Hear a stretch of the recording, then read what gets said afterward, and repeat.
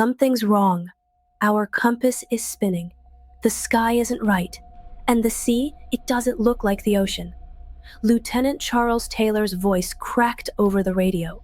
He was gripping the controls, staring at dials that wouldn't settle, shouting through interference to anyone who might still be listening. Around him, 5 Navy bombers drifted off course like ghosts. Radios cut in and out. Crewmen were asking questions no one could answer. That was the moment everything broke. Welcome to Nina Files. This is the story of one of the strangest disappearances ever recorded in military aviation. An event so bizarre, it became the cornerstone of what we now call the Bermuda Triangle. Back then, they didn't use that name. But this patch of ocean had already earned a reputation. Ships vanishing, aircraft never arriving, entire crews gone without a trace. What happened on that December day in 1945 wasn't just a tragedy. It was a mystery that would grip headlines, fuel theories, and leave families with no answers. Let's go back to the beginning. December 5th, 1945, off the coast of Florida. The alarm clock didn't wake him. He was already up. Charles Taylor sat on the edge of his bed, elbows on his knees, staring at the dim square of light creeping under the window shade. The sky outside hadn't turned yet, just a cold gradient between dark and darker. Florida mornings could be deceptive like that. Quiet, predictable. He moved through his routine without rushing. Shower, shave, black coffee. He never took sugar. The base-issued mug stayed warm in his hands as he stood in the kitchen, drinking in silence. Outside, the palm leaves hung still. There wasn't a storm in sight. Taylor dressed with precision, everything pressed, folded, squared away. Not for show. It was just what his father had taught him. Respect the uniform or don't wear it at all. That mindset was burned into him long before he earned his wings. By 6 o'clock a.m., he was on base. The air smelled like salt and engine grease. Mechanics moved like they had somewhere better to be. Ground crew shouted over the whine of tools. Radios crackled. From a distance, 5 TBM Avenger bombers sat in a clean formation on the tarmac. Sturdy machines, long-winged and hunch-shouldered, like crouching birds of prey. Taylor nodded to a few familiar faces, his way of saying good morning. He wasn't big on small talk. Most people respected that. The new recruits watched him out of the corners of their eyes, measuring his stride, the way he carried himself. He knew. He just didn't feed it. He met his crew by Hangar 2. A few were finishing breakfast from paper cartons. One of them, Ensign Powers, was flicking peanuts at a wall while reciting checklist protocol, like a baseball lineup. Taylor didn't interrupt. He just observed. That's how he worked. Eyes first, mouth second. Their mission was simple on paper. Triangle navigation run, same as always. Out over the Atlantic, toward the Hens and Chickens shoals, then north, then back west. Drop dummy bombs on the reef, keep formation, clock the return time. The whole exercise should have taken less than 3 hours. But Taylor checked his watch more than once. Something about the air felt heavier than it should. Not storm heavy, expectation heavy, like the kind of stillness you get before a decision gets made. Inside the briefing room, they went through the route one more time. Some of the boys cracked jokes. Someone drew a crude shark on the map's corner and labeled it Atlantic Welcome Committee. Taylor smirked, but said nothing. He scanned the flight plan again, then scanned the men. They trusted him. It wasn't something they said, but he saw it in the way they listened when he spoke. In how no one questioned the little adjustments he made during briefings, in how they fell into line when it was time to move. Outside, the sunlight was breaking wide across the field now, turning the bombers bronze at the edges. Taylor climbed into the lead aircraft. His fingers worked down the checklist with mechanical grace: dials, throttle, altitude meter, compass. Everything looked right. His co-pilot, Gordon, gave him a small nod. Taylor returned it without looking. Engines fired up one by one. The roar hit his chest first, then settled in his bones. It wasn't noise, it was presence. The kind of power that reminded him he was strapped to 17,000 pounds of steel and fuel and fate. At exactly 2:10 p.m., Flight 19 lifted off. Taylor's plane took the lead. The other four followed in a V formation that looked almost too perfect to be real. 5 silhouettes climbing into the blue, wings sharp against the sky, cutting toward the open sea. He didn't look back. He didn't need to. The engines roared to life one by one as the TBM Avengers rolled onto the runway, their propellers slicing the humid Florida air with steady rhythm. Taylor sat tight in the cockpit of the lead plane, fingers lightly grazing the worn controls. The familiar hum of the engine beneath him was both comforting and commanding, a reminder that for now, everything was routine. Around him, the other 4 bombers followed in precise formation, wings glinting under the late afternoon sun. Each plane held steady, as if pulled by invisible strings, maintaining the exact distances and speed as they climbed higher into the wide blue expanse. The ocean stretched endlessly beneath them, a calm mirror reflecting the sky's textbook blue. No clouds disturbed the horizon, no wind tossed their course. For a moment, it was perfect, the kind of flight a pilot could close his eyes to and still trust the instruments to guide him home. Taylor's gaze flicked from the horizon to his instruments, a habitual dance repeated dozens of times before. His eyes scanned the compass, altimeter, and throttle gauges in a smooth rhythm, more out of respect for routine than necessity. There was a steadiness to his actions, a calm professionalism that made his crew trust him without question. They were nearly halfway through the triangle route, heading out toward the Bahamas before turning north, when something subtle shifted. It was almost imperceptible, but Taylor caught it. The air around them seemed thicker, quieter. The ocean below lost some of its shimmer, the light bending strangely across the waves. It wasn't turbulence or weather. It was something else entirely.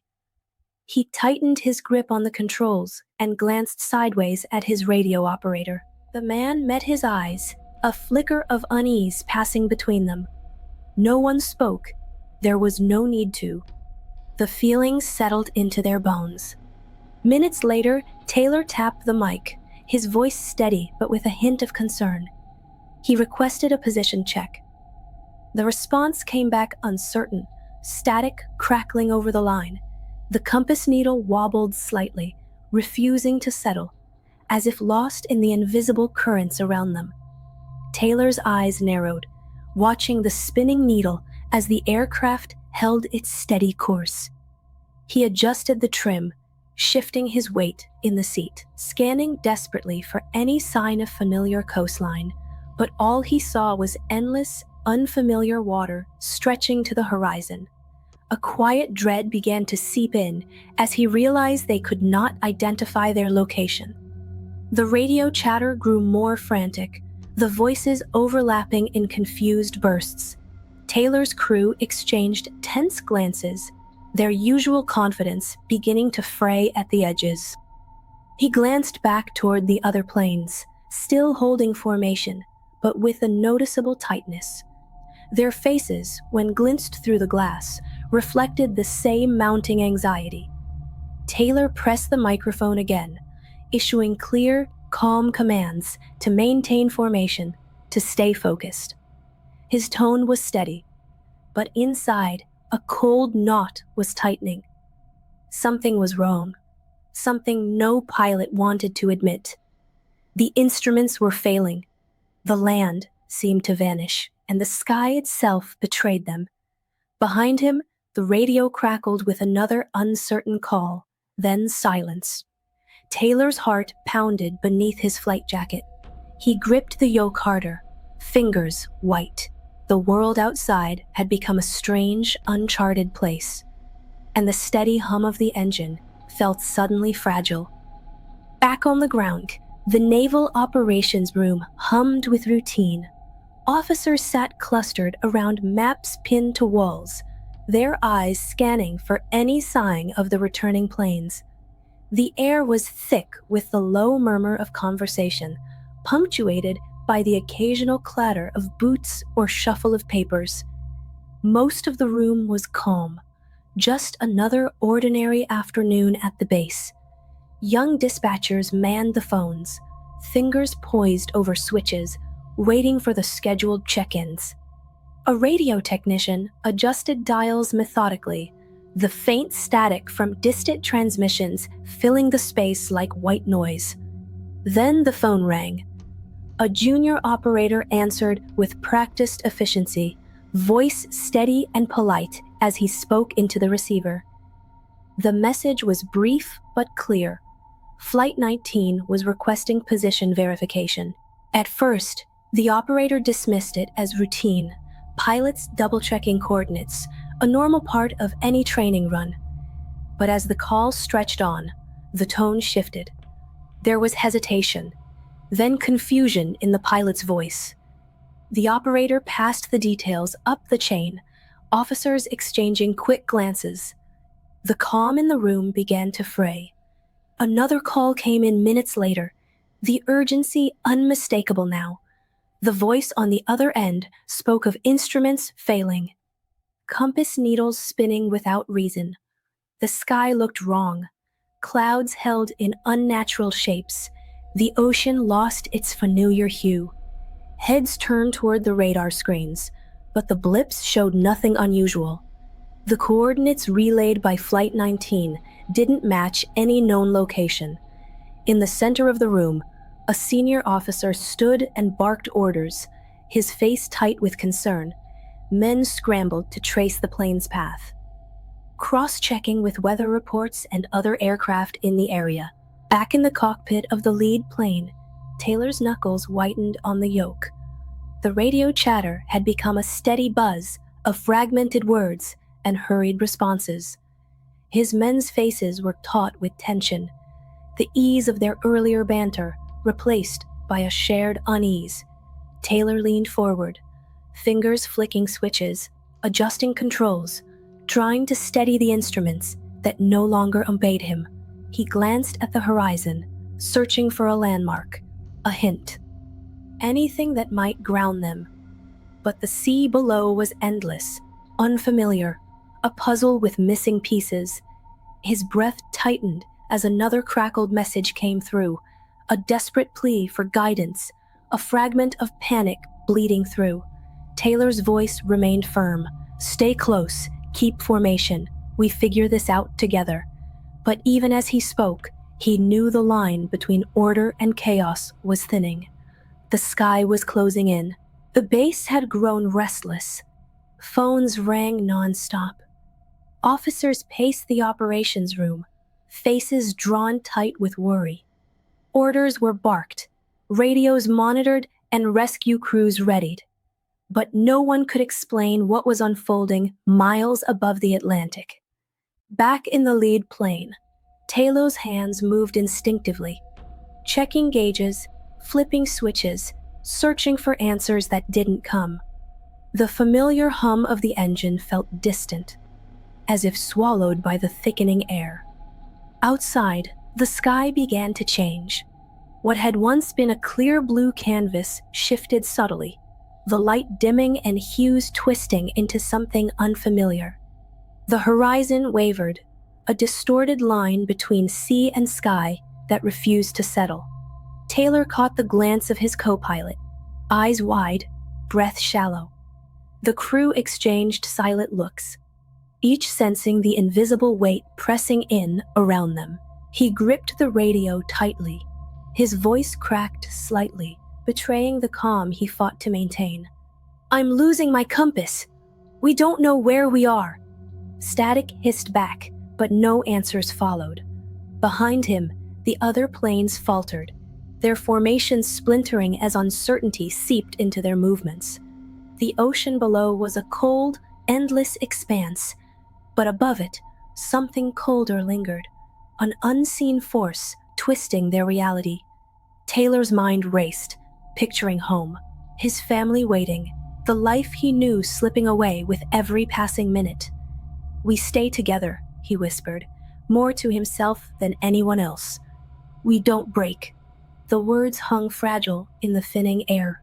The radio crackled with static and fading voices, the lines between sound and silence blurring. Back at the base, tension tightened like a noose. Officers glanced anxiously at the radar screens, blank, except for ghostly blips that seemed to appear and vanish without reason. Taylor's plane strained against the invisible currents, his hands steady despite the growing dread. The cockpit felt smaller now, a cage trapping him and his men in a space where the rules no longer applied. The ocean stretched endlessly below, dark and unyielding. No landmarks, no familiar signs. Just an endless blue abyss swallowing their hope. His crew fought to keep their nerves in check, sharing glances heavy with unspoken fears. Taylor could feel the weight of every eye on him. He was their anchor, the man who had to hold them steady. Minutes dragged like hours. Suddenly, the plane shuddered violently. Instruments flickered. The radio let out a harsh burst of noise, then silence. Taylor's heart hammered in his chest. He fought to maintain control, but the world around him was unraveling. And then, just like that, Flight 19 was gone.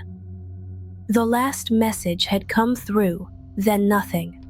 The base had gone quiet, as if the radios themselves were holding their breath.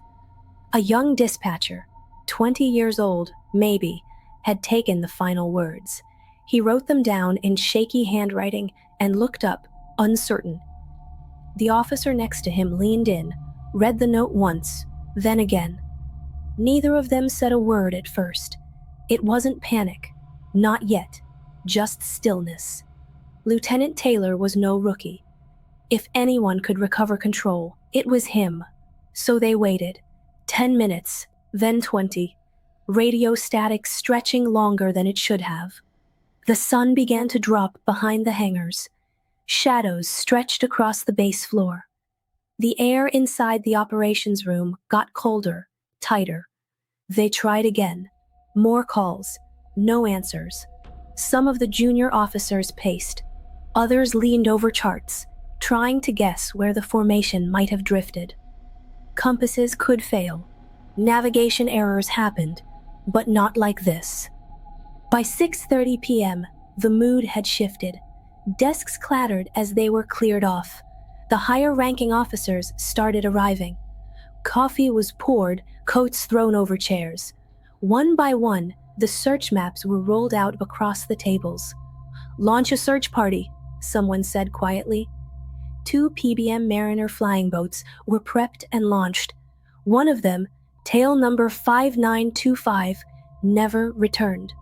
Night settled in heavy. A few wives showed up around 8 p.m., some with sandwiches or coffee flasks, faces tight with unspoken questions. No one had the courage to send them away. Inside, the operators ran the same calculations over and over. Currents, wind patterns, last known headings. Radio specialists cycled through frequencies, hoping for a blip. Nothing. One officer finally muttered what everyone was thinking. "This isn't mechanical." By midnight, the base was quieter than it had ever been. Not silent. Machines still buzzed. Papers still moved, but heavy. Weighted. Grief hadn't arrived yet. It was still too early for that. But something close to it had, a knowing, that whatever had happened out there wasn't normal. One man stared at the radio for over 2 hours without moving. Another went outside and sat on a crate alone for most of the night. Not smoking, not talking. It wasn't just loss they were starting to feel. It was erasure. Flight 19 hadn't crashed. It hadn't returned. It had vanished. And that kind of silence, the kind that holds no remains, no metal, no oil slick, hits different. It settles in your bones. By morning, there was still no trace, no voice, no static, only sky and sea, and the growing certainty that something had reached out and taken them. And no one knew from where or why. The night dragged on. At the base, the men still hoped, outwardly. They kept the radios on, fingers close to the dials, eyes scanning the boards. But inside, something was shifting. The kind of hope that keeps you alert was slowly turning into the kind that just hurts. Around 2 a.m., the decision was made. Families needed to be told. Not everything, just that Flight 19 hadn't returned and communication had been lost. A few officers argued they might still be out there. We don't send that kind of news without certainty. But they knew the odds, and the silence had stretched too long. The telegram room flickered awake. A lieutenant sat down with a trembling hand and began to write 5 versions of the same message, carefully worded, sanitized, cold. We regret to inform you that your loved one is currently missing following a routine training mission. Search operations are underway. But it wasn't just telegrams. A few families lived close by, wives, brothers, parents. Some had already shown up at the base earlier, hovering in doorways, clinging to whispers. Now they were taken into rooms, sat down, and told what little there was to tell. One woman didn't cry, just stared at the officer and asked him to repeat it. When he did, she said, "No, not Taylor. He's the one they listened to." Another wife, young, maybe 22, walked out halfway through the explanation, sat on the base steps, didn't say anything, just clutched her hands so tight her knuckles went white. Inside the officers' quarters, the air had turned heavier. No one said much, but they stayed close to each other. Men who flew together, trained together, survived drills and storms side by side. They were more than colleagues. They were a structure, a unit. Some had fought with Taylor in the Pacific. One even referred to him once as the spine in our back. Now that spine was gone, or silent, which somehow felt worse. A younger pilot, who'd idolized Taylor, punched a locker and then stood still with his forehead pressed against it, breathing hard. Another man sat cross-legged on the hangar floor, head in hands, just whispering over and over. Not all of them. Not all 5. The hangar lights buzzed overhead. Someone brought out a box of rations. No one touched them. It was a strange kind of morning. Not final, not confirmed, but deep. There was no wreckage to curse, no fire to fear.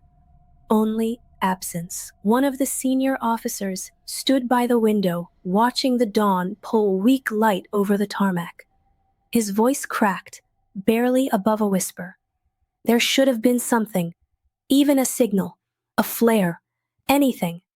Instead, there was only quiet, a quiet that swallowed men whole. And from that quiet, the search would begin. That was the moment things shifted, from search and rescue to full-scale operation. More planes, more ships, submarines combed the shallows, destroyers pushed into deeper zones, the Coast Guard joined in, civilian crafts were contacted, even pilots from neighboring bases were temporarily reassigned.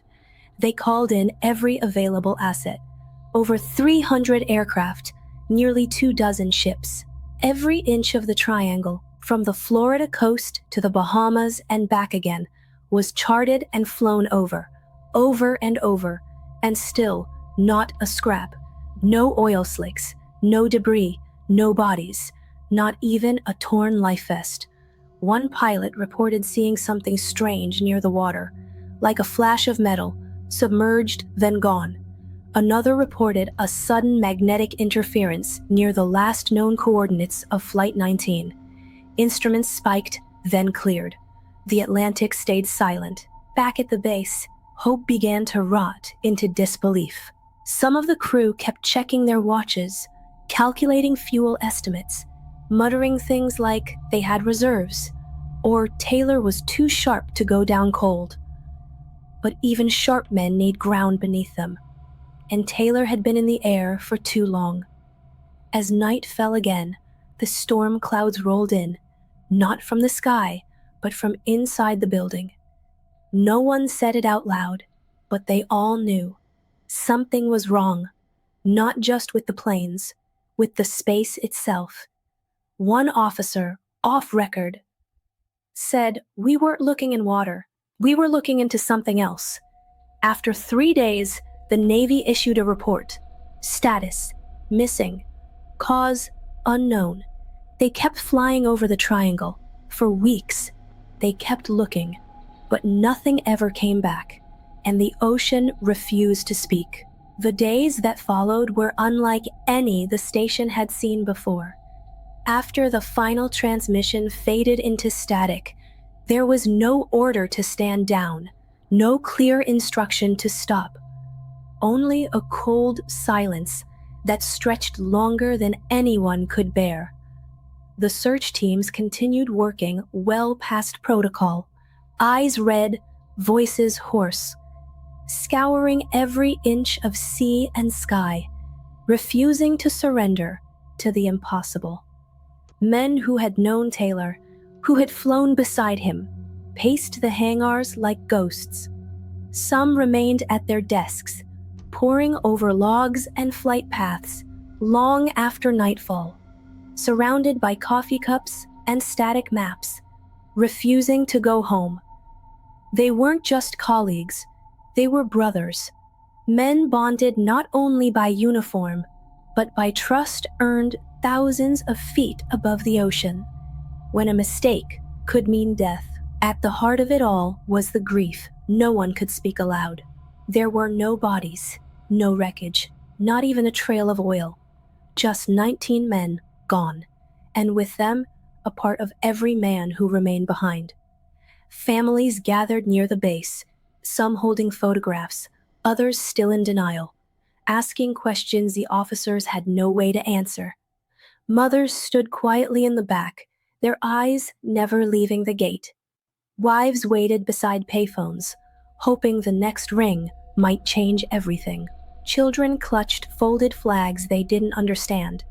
Eventually, the Navy made the call.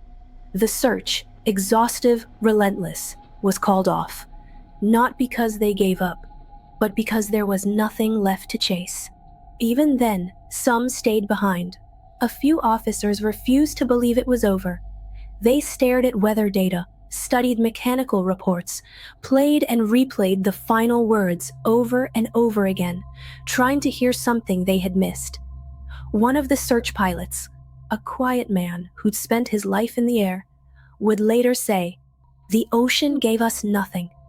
It didn't lose them, it took them." And that was what lingered.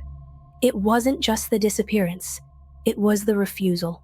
The way the Atlantic held its silence, like a secret it had no intention of sharing.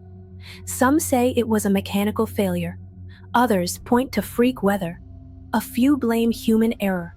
But the men who knew Taylor, who understood his discipline and calm under pressure, never bought into any of those theories. Not really. Years later, one of his former squadmates, long retired, would still find himself staring out at the horizon some mornings. He once told a journalist, "You don't just lose 5 planes like that. Not him, not them. Something out there knew how to take without leaving a trace." And so the files closed, officially. But unofficially, Flight 19 never landed, and the ocean never gave them back. The official records list Flight 19 as lost at sea, cause unknown. What began as a single training run, 5 planes, 19 men, turned into the cornerstone of one of the greatest mysteries of the modern world. Before Flight 19 vanished, the waters east of Florida were just ocean. Afterward, they had a name: the Bermuda Triangle. It didn't start with Flight 19, but it crystallized there. A strange pattern of disappearances stretching across decades. Ships, planes, radio silence, never a trace. Flight 19 gave shape to a legend, one grounded in fact. Everything I found pointed to how skilled Lieutenant Taylor was, what the crew saw, what they felt, what they reported. It didn't sound like mechanical failure. It sounded like something else, something beyond. I'm not saying I know what happened, but I believe there are forces, phenomena we don't yet understand, and this might be one of them. So if stories like this make you wonder too, hit the subscribe button. We'll keep exploring real mysteries based on real events and asking the questions no one else wants to answer. If you watched this far, thank you. Share it with someone who needs to see it, and I'll see you in the next one.